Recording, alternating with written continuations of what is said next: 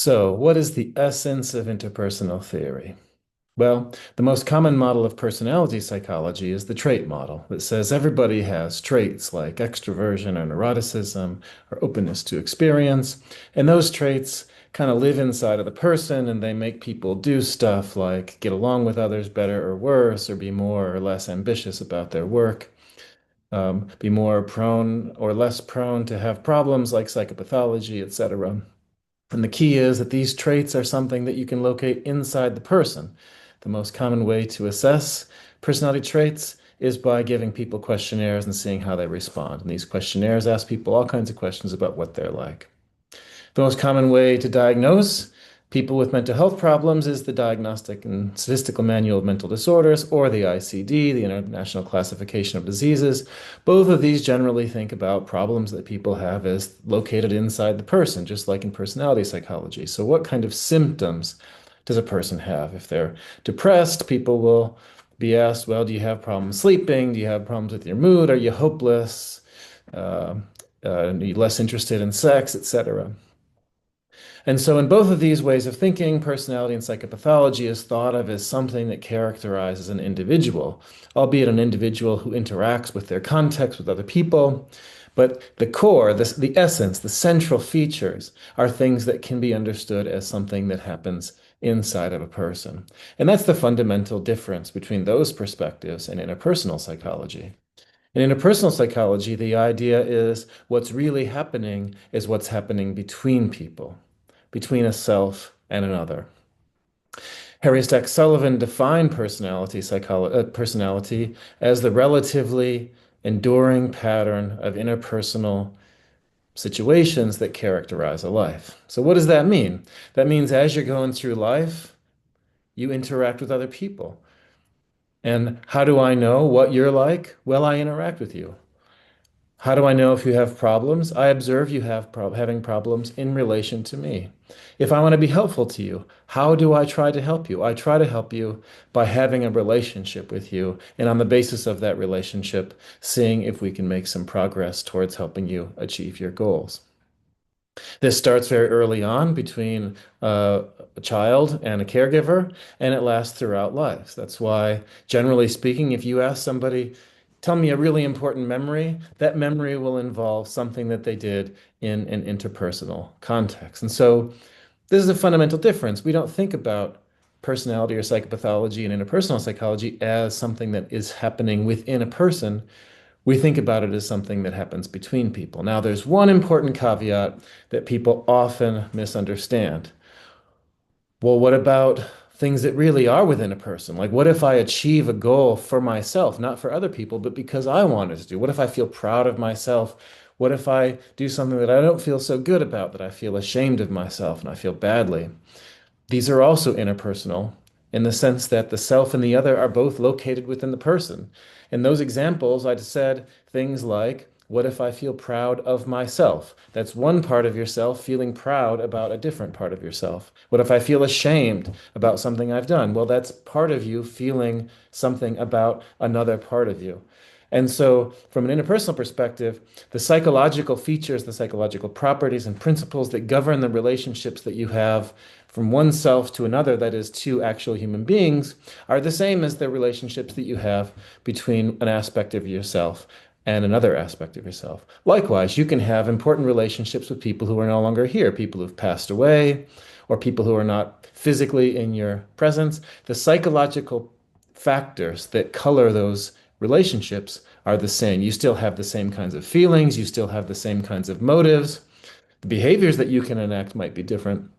But psychologically, it doesn't really matter whether the self and the other are actually two proximal human beings or whether they're two things that are happening inside a person's mind. The key is, in order to understand why a person's doing, what they're feeling, why they're having problems, you have to think about this dynamic relationship between a self and another, not just a kind of static description of what a person is like on the inside. So this leads me to the 6 assumptions of contemporary integrative interpersonal theory, as articulated mostly by Aaron Pincus. The first one is what I just said. Fundamental expressions of personality and psychopathology occur in interpersonal situations. Again, those situations can be things that happen between actual people, or they can be things that happen with the self in relation to another aspect of the self, or a memory, or a fantasy, etc. But they're understood in terms of self-other dynamics. Now, how would you organize these dynamics? Well, in interpersonal theory, the idea is that there's two fundamental dimensions. There's two ways that you can behave with others. There's two motives that you can have towards others. The first is agency, and that ranges from power and status and domination on the high end to passivity and submission on the low end. Some people really want to get ahead and be in control. Some people want to lay back and let other people be in control as a general trait, but also in certain situations. Sometimes you're more agentic, sometimes you really want to be in charge, and sometimes you want other people to be in charge. And so this colors our behavior, and this colors what we want to get out of relationships. The second dimension is communion. Sometimes we want to be close to others, warm, friendly, kind, empathic. That's one side of communion. Other times we want to keep our distance. We're cold, we're indifferent. We don't want to be involved. That's the low side of communion. Some people are more or less warm, and in certain situations, you might be more or less warm depending on what's happening and what you want to get out of it. And so every interpersonal situation could be understood as the degree to which a self and another is agentic and communal during that situation. The third assumption is that agency and communion can manifest in different kinds of ways. So I've already talked about the difference between motivations and behaviors.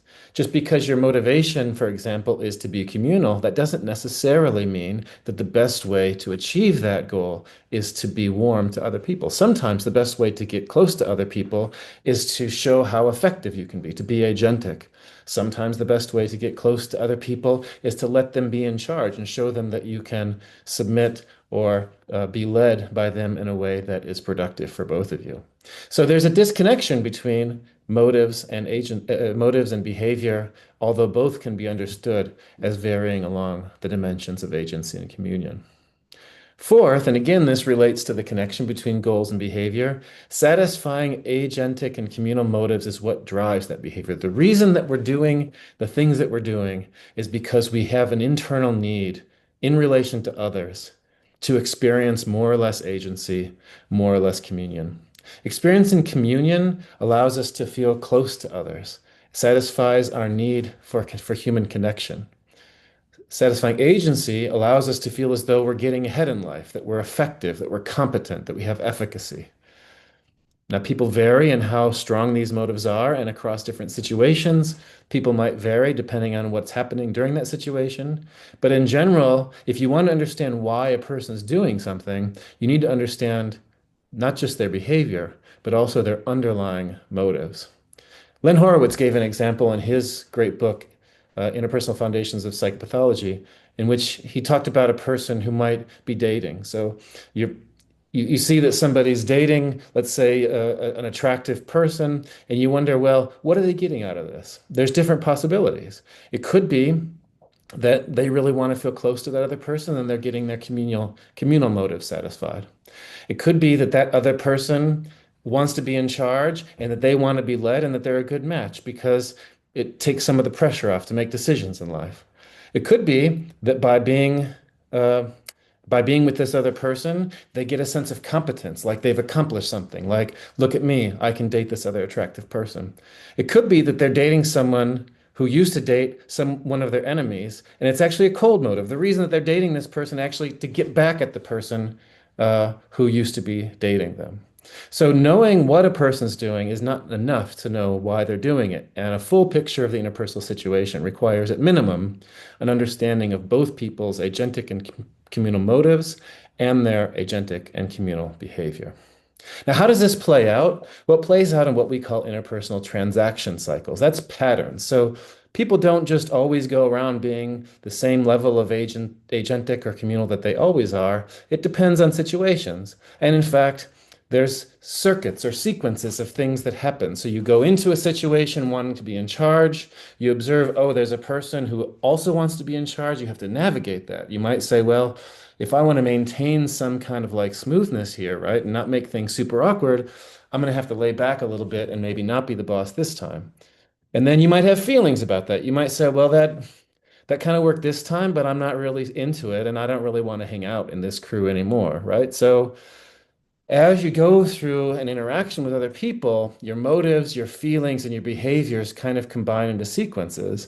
And over time, these sequences become habitual. And so people start developing patterns, the kind of recurrent patterns of interpersonal situations that Sullivan was talking about that characterize personality. So it's these patterns. How do people go through interpersonal situations in different kinds of contexts? And how do affects and motives and behaviors combined to make a kind of signature or a kind of sequence that characterizes what a person tends to be like? This is how we think about personality and psychopathology from an interpersonal perspective. And finally, psychopathology reflects sustained deviations from the typical kind of patterns that you might expect, right? So if you're a student and you're in a class, you generally should be warm and submissive, meaning you expect that the teacher's teaching you stuff, you're not going to be in charge, you're listening attentively. If you're the teacher, on the other hand, generally speaking, you should be warm and dominant. You should be competent, you should care about your students, etc. A student who wants to talk all the time and is really aggressive and wants to interrupt the professor is not only not getting as much out of the class as they could, but they're probably also annoying the professor and annoying the other students. And this just isn't what's culturally expected, right? And so this is just one of many examples of where a person could deviate from what's expected in a way that could reflect psychopathology. Now, not always. Sometimes people have weird patterns that are just fine, that don't cause them problems. But generally speaking, the way that we think about problems in living is not some kind of medical diagnosis that lives within a person, but rather something about how their dynamic patterns of interaction with others deviates from what is typically expected. Okay, that was a really brief and broad overview of the assumptions of interpersonal theory. I'll have other videos that describe some of the specific assumptions and specific examples, so check those out.